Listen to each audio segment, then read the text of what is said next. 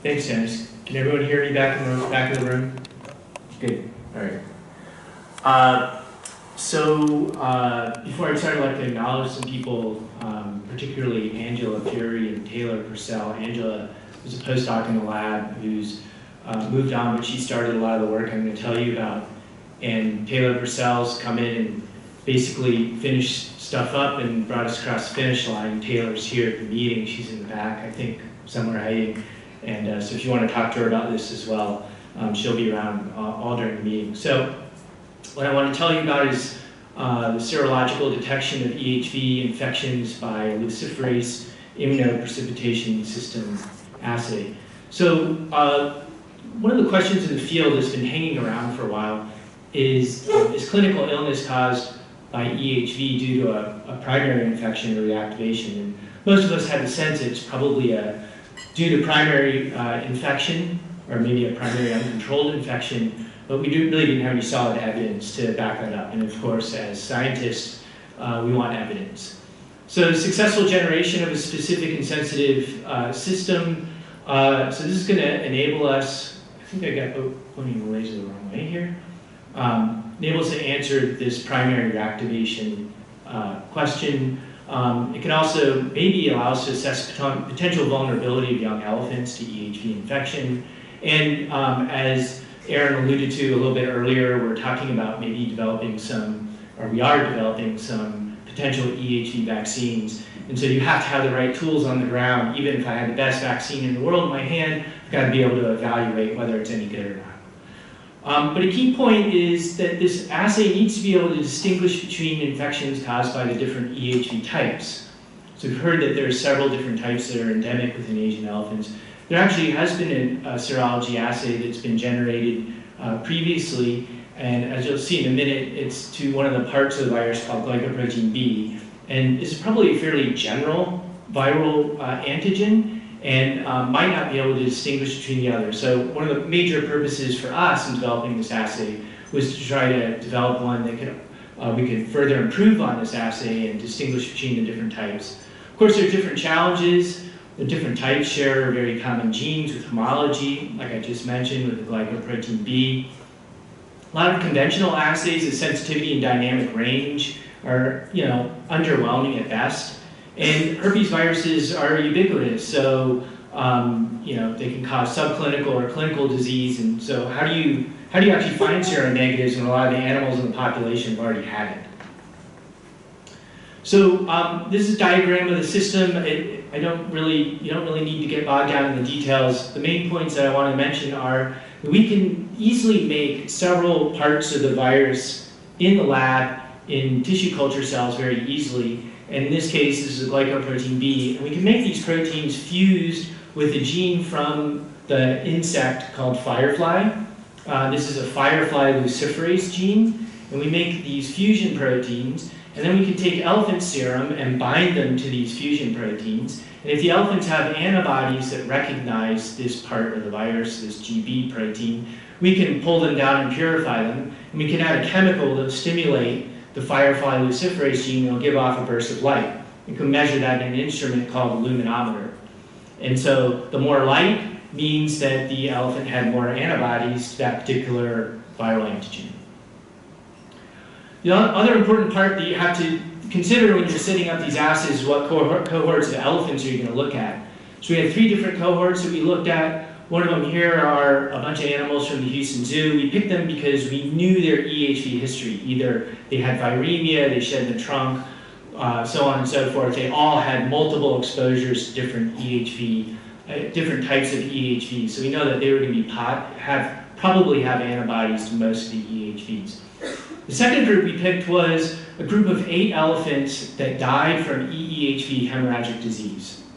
A number of them came from the Houston Zoo, and some of them came from some other institutions. They ranged in age, average age is about 5 or 6 years of age in this particular cohort that we had.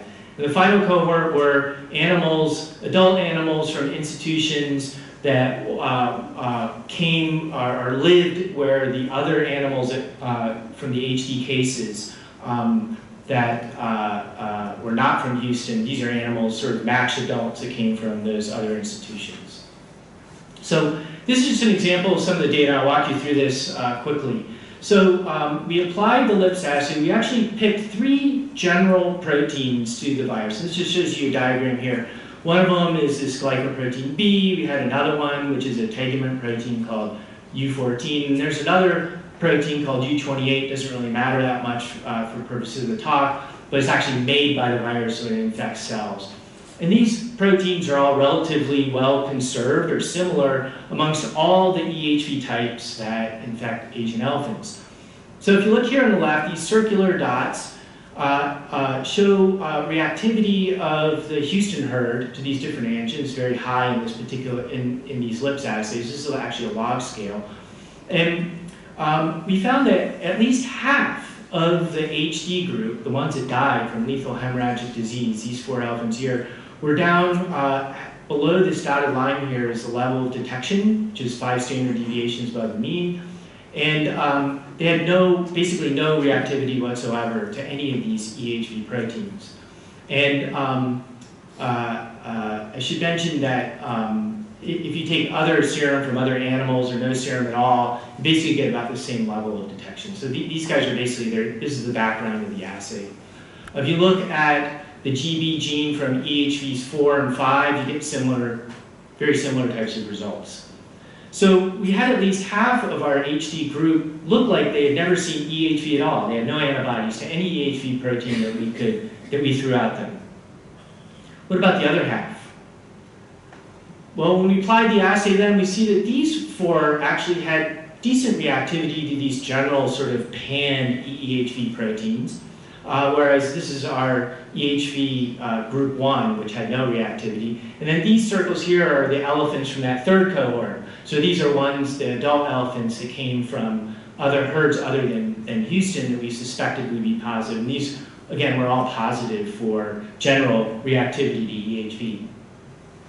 So we were actually scratching our heads at this time. We're going, well, how do we make sense of this? We have half the elephants look like they're completely seronegative to EHV, and half of these elephants that died from EHV looked like they had some reactivity. And our overall hypothesis was that these animals that died from lethal disease probably, had not seen the virus type that actually killed them. So we thought, well, maybe they make antibodies to some of these general EHVs, but not the type that killed them. So all these cases of HD, these elephants died from EHV1A. So we sought then to look for a marker that would be specific for EHV1. And so we had in hand the genomic sequences of these viruses. This just shows you a diagram of the genome of EHV1A from Kimbo, which we sequenced at Baylor. And it turns out there's a protein that's encoded for in this virus we call open reading frame Q, or ORF-Q. And this was encoded in the EHV1s, the 1As and the 1Bs, but not 4 or 5. We thought, well, maybe this would be a good antigen that we could use, or a good biomarker for detection of infection with EHV1 versus the others. It actually turns out we had a little bit of a complication when we wanted to use this. And Gary Hayward's done a lot of sequencing of a lot of EHV strains from cases in the US, North America, and Europe. And it turns out that ORF-Q, even within the 1As, varies somewhat. And there's actually 3 major groups. We call them A, C, and D. So there's A, C, and D groups of ORF-Q proteins in the 1As, and then 1B looks like it's significantly diverged from the 1As, but the variability within the 1Bs was actually very small. They almost all look the same. So we then made the ORF-Q proteins and from 1A, representatives of each of these groups, and then also one for 1B, and we went and checked them in our LIPS assay. And the results are here. So interestingly enough, when you look at all of the EEHV HD cases, all 8 of them, none of them have antibodies to open reading frame Q. But it turns out that elephants from each of the herds where each of these groups or viruses that express that group of ORF-Q protein, all those elephants within those herds are positive for that particular viral marker. So it looks like these HD cases had no antibodies whatsoever to a biomarker for EHV1A infection. What about 1B? If you look here, again, our group 1 HD group, which was seronegative to everything, also turns out that it's seronegative or has no antibody immunoreactivity to the 1BQ ORF protein, whereas elephants that had 1B circulating in that herd, these are all adult elephants, were all positive. It turns out the other group, AHD group, which had some EEHV reactivity in general, not to 1A, it turned out one elephant actually had pretty good reactivity to 1B. And all the other ones were negative to 1B.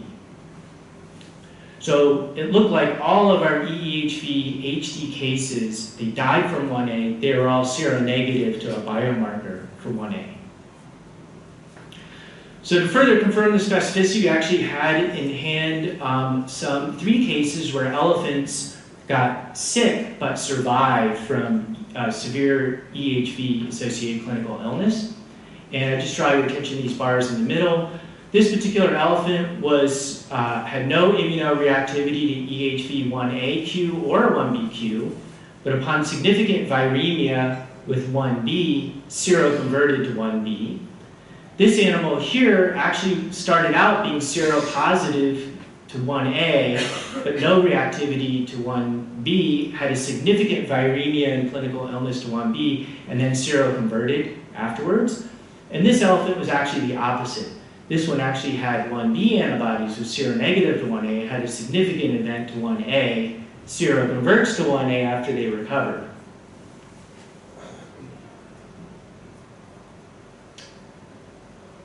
So we thought it would also be interesting then to apply this specific assay and look at EEHV antibodies in calves.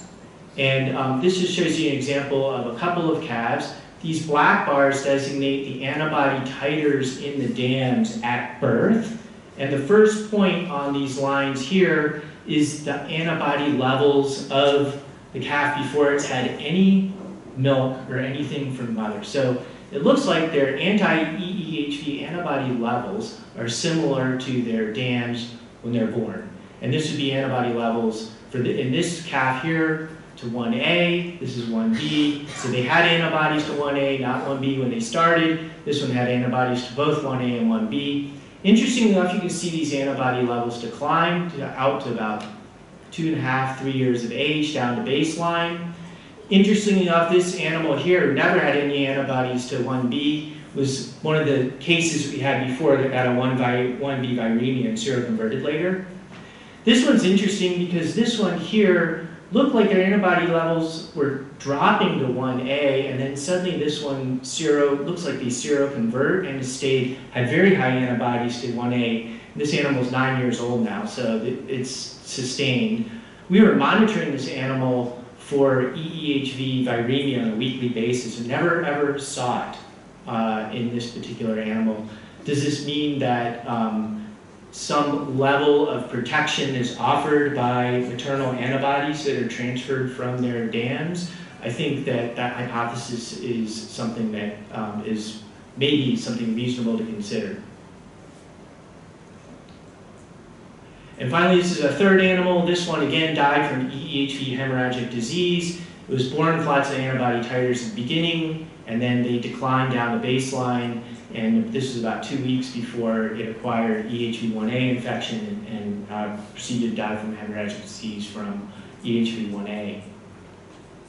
So to summarize then, all EEHV-HD cases were seronegative for the EEHV type that was associated with hemorrhagic disease, strongly suggesting evidence that this was a primary infection in these animals. We had 3 cases of EEHV-associated illness. They were seronegative for the EEHV type that caused illness. So this LIPS assay is sensitive and specific. We can distinguish between EEHV1 and the other EEHV types. We even think we can distinguish between infections caused by 1A and 1B. So what are the implications of this? We think we can immunoprofile using this EEHV LIPS assay. We can assess the potential vulnerability of elephants for EEHV infection and or illness, particularly the EEHV1 species, which causes the vast majority of the clinical illness and death. We think this is a sensitive assay for evaluating future vaccines. And importantly, if EEHV-HD is a result of primary infection, then is the goal of vaccination to provide enough immunity to naive animals to control runaway infection? So I'll leave that question. As for the future, we want to seek other proteins or biomarkers to distinguish, particularly the EHVs 4 and 5. I think we found one for 4. We'd like to automate this in a little bit higher throughput format. Taylor and Lab has already done this. We now have a 96-well plate reader. We can do multiple samples at the same time much more quickly. And we'd like to leverage expertise that we have with this Asian elephant assay and develop one for African elephants. And now that we're gaining knowledge of the EEHV genomes that infect African elephants, I think we'll be able to find the best biomarkers to leverage our assay to an African elephant serology assay. And this just sort of gives you an example. I just tested this on the Houston Zoo, what a serology report might look like. You know, you get show you the raw data and then provide you sort of a summary of what we think is positive and negative for the different EEHVs. This happens to be Tilly, a young 2-year-old, 1.5-year-old elephant at the Houston Zoo, and what her current serostatus is to the different EEHVs. This is the type of thing that I think we could begin providing for people if they so wanted for their herds, at least for Asian elephants at this time. So I'd like to thank the people involved in this, the people in my lab. Taylor's not in this picture. This is Angela who started the work. Rongsheng Peng, Jay Tan, longtime technicians in my lab. The veterinary team and elephant keepers at the Houston Zoo. These guys are the best. So passionate about what they do, you can't help but get wrapped up in their passion of taking care of elephants. And it's been one of the most rewarding, or the most rewarding thing I've done in my scientific career is been able to work with them and work on this, what I think is a very noble project. And our various collaborators, and of course our funding agencies, and of course would be remiss not to mention the International Elephant Foundation for their help in helping us achieve the results of this serological assay. With that, handle any questions. Yeah, we've had plenty of time for questions.